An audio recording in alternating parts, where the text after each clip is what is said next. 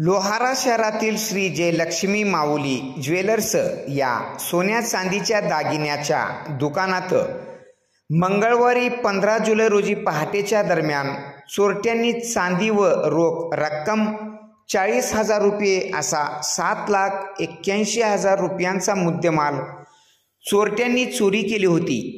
परंतु 2च दिवसात पोलिसांना आरोपीला मुद्देमालासह पकडण्यात यश आले असल्याने शहरातील व्यापारी व नागरिकातून समाधान व्यक्त केले जात आहे।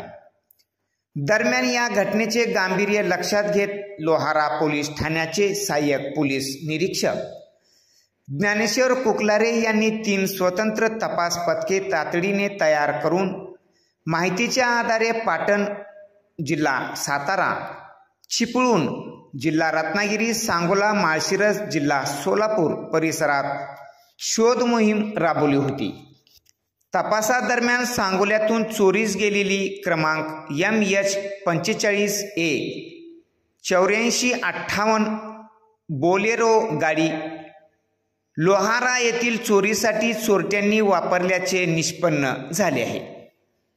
पुणे पोलिसांनी पुणे जिल्ह्यातील माळेगाव येथे कारवाई करत एका घरफोडीच्या प्रयत्नात असलेल्या एका आरोपीला अटक करण्यात आली आहे। त्याच्याकडून चोरीस गेलेली चांदी व बोलेरो गाडी हस्तगत करण्यात आले।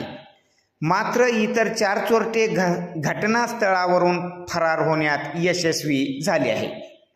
तरी या आरोपींचा पोलीस शोध सुरू केला आहे।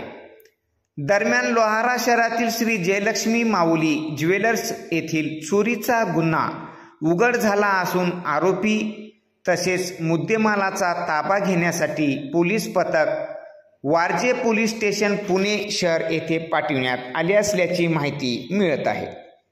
सदर चोरांच्या मुसक्या पोलिसांनी वेळीच आवळल्याने व्यापारी वर्गासह नागरिकातून मात्र समाधान व्यक्त केले जात आहे।